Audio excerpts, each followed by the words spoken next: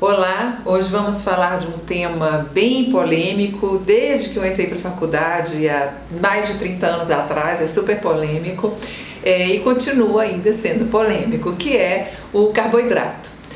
Muita gente trata carboidrato como se fosse vilão. Imagina, nós precisamos do carboidrato para tudo, né? Depois da água, que é 70% do nosso corpo, em quantidade, tá? Nós precisamos de carboidratos. Olha só a importância, né, do carboidrato.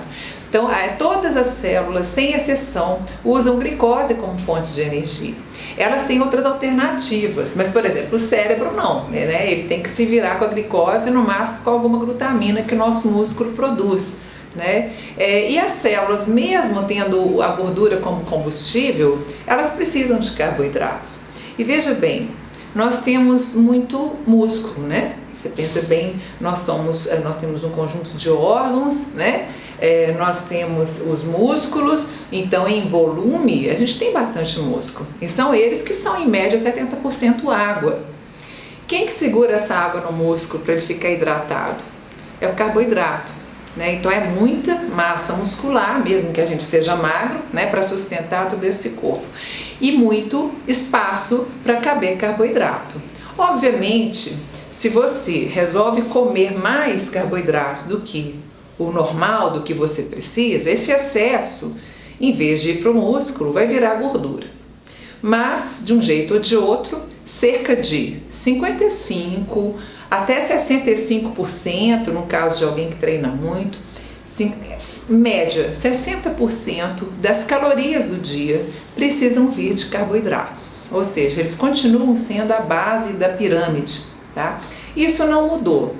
Por mais que venham teorias, né? Até hoje fala-se de dieta, por exemplo, do Dr. Atkins, né? Que na minha época de faculdade a gente já criticava os livros dele. Você vê que 30 anos depois, ele já morreu, inclusive, né? Há mais de 10 anos, infartou. No segundo infarto ele morreu.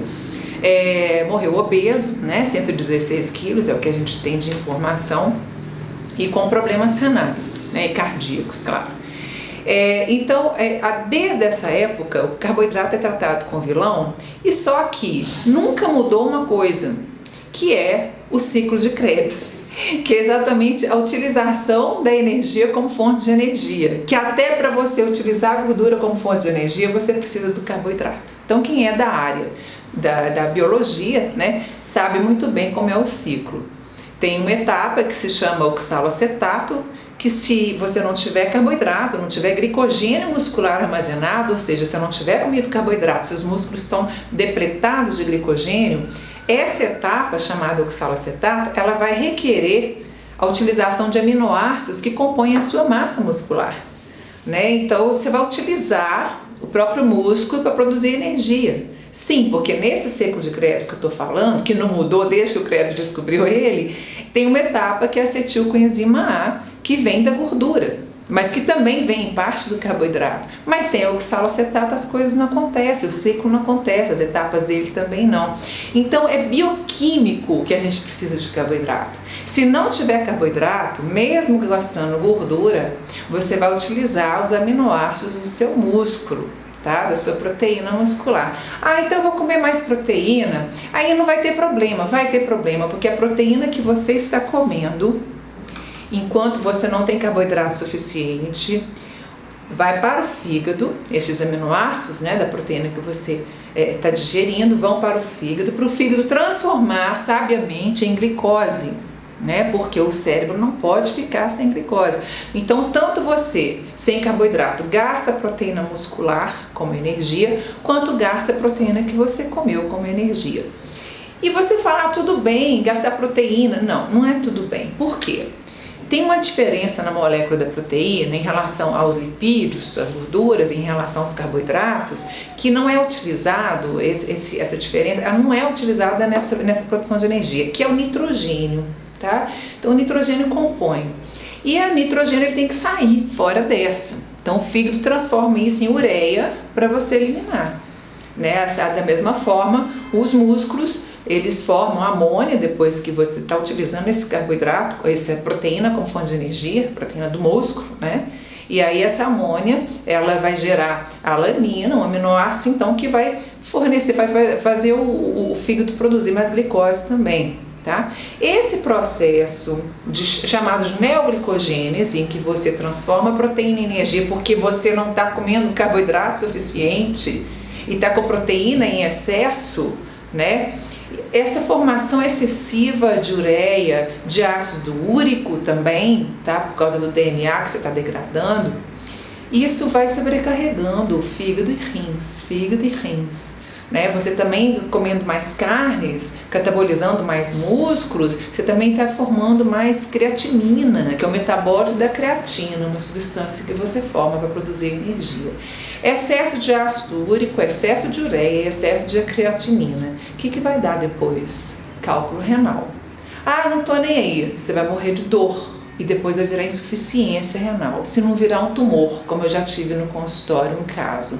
Tá? Então, veja bem, não importa quem estiver te prescrevendo uma dieta com baixo carboidrato, essa pessoa está errando, tá? Então, na hora que você vira uma dieta em que você tem mais proteína ou igual proteína com carboidrato, ou a gordura aí também aumentada por causa disso, né? Está errado. Você tem o direito de solicitar o seu nutricionista, é um único profissional regulamentado, né, que tem lei, ele que pode calcular a sua dieta. E você tem o direito de exigir do nutricionista, é obrigatório, que ele te apresente o cálculo nutricional. Então você tem direito a saber quantas calorias tem cada alimento e você tem direito a saber qual que é o equilíbrio, carboidratos, proteínas e lipídios. Tá? Então eu já recebi dietas aqui, né, de pessoas que vêm às vezes de outros colegas, em que quando a gente faz as contas das proteínas está 3, 4 gramas de proteína por quilo de peso, quando a gente não deve passar de 2 gramas por quilo de peso. Então vamos lá, vocês não têm, não sendo nutricionista, não tem a capacidade desse cálculo, né, profissional, você tem que confiar no profissional. Então vamos supor que você esteja num profissional, espero que seja nutricionista, e espero que ele não esteja te passando também dietas da moda. Ou você, leigamente, resolveu seguir Instagrams dos outros, né, e internets e nutrólogos que falam um monte de bobagens, porque eu tô vendo, não são todos, né, mas tem que ter muito cuidado com alguns que andam falando sobre ovo demais, que pode comer à vontade, banha de porco, né? Então essas coisas são um assunto, né, também à parte, mas enfim, se você estiver comprando o livro de Dukan, né, saiba que este francês, é um médico francês, ele já perdeu, né, ele foi cassado, ele não pode exercer a medicina na França. Se ele exerce ilegalmente por causa da venda desse método dele, que é totalmente inadequado, né? Atkins, como eu disse, também já faleceu. Agora, o que nós temos? Dieta paleo é o que? É a mesma coisa. Ela tem uma base de pirâmide com carnes, com gorduras, né? Então isso vai ter consequência. Então vamos enumerar as consequências, tá? Toda vez que você exagerar na proteína e faltar carboidrato na sua dieta, então você vai aumentar ácido úrico, ou seja, pode prejudicar seus rins.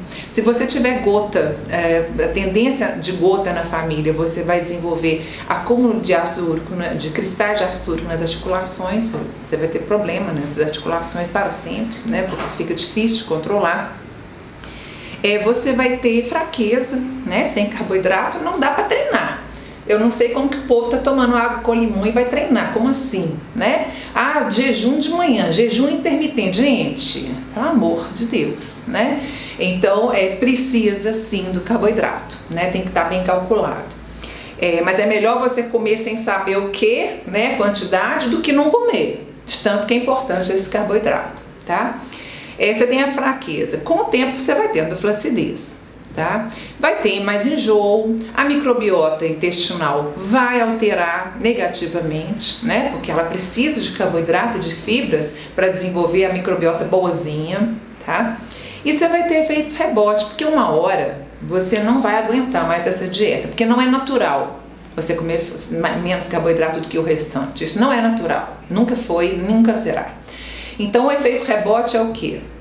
Você está diminuindo enquanto está perdendo massa muscular, porque tá, né? Já vi um rapaz aí que publicou que você diminui a velocidade dessa perda com o tempo, mas não importa, não é para perder massa muscular. A gente só gasta o músculo por causa do treinamento, mas tem que repor, tá? Então não importa. Então você vai perder massa muscular, vai aumentar ácido úrico. Com essa, você vai ter uma redução do metabolismo com a tentativa de sobrevivência. O organismo vai fazer isso. Então, por exemplo, agora eu vou comer como eu comia antes. Você vai engordar mais do que você tinha antes. Por isso que é bom reeducar de cara, tá? E aí você também aumenta, né, o apetite. Então existe no cérebro o neuropeptídeo Y, que ele é aumentado para te dar apetite. Então você come o carboidrato, né? Você tá normal comendo carboidrato. Aí a glicose sinaliza para o tecido adiposo para você liberar leptina. Aí a leptina é um hormônio legal, que ele chega lá no neuropeptídeo Y, cala ele e fica saciado. Em 15 minutos depois que você começou uma refeição, você sente essa saciedade. Infelizmente, o obeso, além da resistência à insulina, por processos inflamatórios pela gordura, ele tem também, pelos mesmos processos inflamatórios pela gordura, ele tem resistência à leptina. Então, ele tem muita leptina circulante e ele está sempre comendo, mas a leptina não chega no neuropeptídeo Y. Então, ele tem que ter uma paciência, e não vai ser dieta de fome que vai dar paciência para um obeso, né? Ele tem que, a dieta dele, ela vai ser progressivamente reduzida até chegar no nível que dali ela não vai para baixo mais não. E colocar um obeso numa dieta restritiva é você torcer pelo não sucesso dele, né? E aí você vai ter também um outro fator, tá? No tecido adiposo e nos músculos, a gente tem um transportador de glicose que chama GLUT4. Esse GLUT4 também na deficiência de carboidrato, ele fica sendo produzido na tentativa de, será que vai vir carboidrato um dia? Né? Uma hora vai vir o que eu preciso? E aí uma hora vai vir, porque você vai ter compulsão, não vai ter outro jeito. Dieta restritiva, fome, compulsão, né? E quando você comer mais, ou mesmo igual a antes, você vai ter mais GLUT4. E aí no tecido adiposo ele vai pôr mais glicose para dentro para poder sintetizar mais gordura. Ou seja, dieta restritiva engorda. Isso tem que ficar claro para todo mundo. Já tem estudos publicados. Dietas engordam. O termo dieta significa o dia a dia, o que você come no seu dia. Agora a gente tem ela associada com a questão da restrição, né? Então se a sua dieta é inadequada, ela é restritiva, vai engordar. Então o tal defeito sanfona, ele é real. Tá? Eu vou usar o remédio, tá? Por quanto tempo? Não adianta, tem que reeducar a alimentação. Então assim, você pode ser diabético, eu preciso de 55% a 60% de carboidrato na sua dieta. A diferença é que você, diabético, não pode mais bobear com açúcar. Então tem que estar tudo muito bem distribuído. Então não caiam em conversas, né, em livros, etc., que tirem o carboidrato. E também depois nós vamos falar sobre o glúten, sobre a moda de tirar glúten e as consequências disso. Então tá, bom apetite para você, vai lá repor sua glicose, seu glicogênio muscular.